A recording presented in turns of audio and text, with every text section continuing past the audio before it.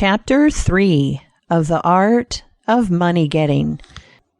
Recording by Jill Preston. The Art of Money Getting by P.T. Barnum. Chapter 3. Avoid Debt. Young men starting in life should avoid running into debt. There is scarcely anything that drags a person down like debt. It is a slavish position to get in, yet we find many a young man, hardly out of his teens, running in debt. He meets a chum and says, "Look at this. I have got trusted for a new suit of clothes." He seems to look upon the clothes as so much given to him. Well, it frequently is so, but if he succeeds in paying and then gets trusted again, he is adopting a habit which will keep him in poverty through life. Debt robs a man of his self-respect and makes him almost despise himself. Grunting and groaning and working for what he has eaten up or worn out, and now when he is called upon to pay up, he has nothing to show for his money. This is properly termed working for a dead horse. I do not speak of merchants buying and selling on credit, or of those who buy on credit in order to turn the purchase to a profit. The old Quaker said to his farmer's son, "John, never get trusted, but if thee gets trusted for anything, let it be for manure, because that will help thee pay it back again." Mr. Beecher advised young men to get in debt, if they could, to a small amount in the purchase of land in the country districts. If a young man, he says, will only get in debt for some land and then get married, these two things will keep him straight, or nothing will. This may be safe to a limited extent, but getting in debt for what you eat and drink and wear is to be avoided. Some families have a foolish habit of getting credit at the stores, and thus frequently purchase many things which might have been dispensed with.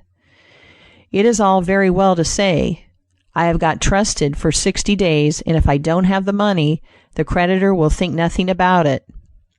There is no class of people in the world who have such good memories as creditors. When the 60 days run out, you will have to pay. If you do not pay, you will break your promise, and probably resort to a falsehood. You may make some excuse or get in debt elsewhere to pay it, but that only involves you the deeper. A good-looking, lazy young fellow, who was the apprentice boy, Horatio, his employer said, "Horatio, did you ever see a snail?"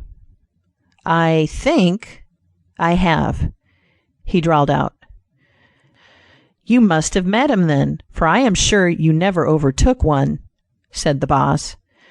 Your creditor will meet you or overtake you and say, "Now, my young friend, you agreed to pay me. You have not done it. You must give me your note." You give the note on interest, and it commences working against you. It is a dead horse. The creditor goes to bed at night and wakes up in the morning better off than when he retired to bed, because his interest has increased during the night. But you grow poorer while you are sleeping, for the interest is accumulating against you. Money is in some respects like fire. It is a very excellent servant, but a terrible master. When you have it mastering you, when interest is constantly piling up against you, it will keep you down in the worst kind of slavery. But let money work for you, and you have the most devoted servant in the world. It is no eye servant. There is nothing animate or inanimate that will work so faithfully as money when placed at interest well secured. It works night and day and in wet or dry weather. I was born in the blue law state of Connecticut, where the old Puritans had laws so rigid that it was said they fined a man for kissing his wife on Sunday. Yet these rich old Puritans would have thousands of dollars at interest, and on Saturday night would be worth a certain amount. On Sunday they would go to church and perform all the duties of a Christian. On waking up on Monday morning, they would find themselves considerably richer than the Saturday night previous, simply because their money placed at interest had worked faithfully for them all day Sunday, according to law. Do not let it work against you. If you do, there is no chance for success in life so far as money is concerned. John Randolph, the eccentric Virginian, once exclaimed in Congress, "Mr. Speaker, I have discovered the philosopher's stone. Pay as you go."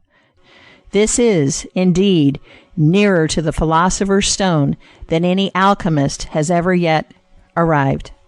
End of Chapter 3. Recording by Jill Preston.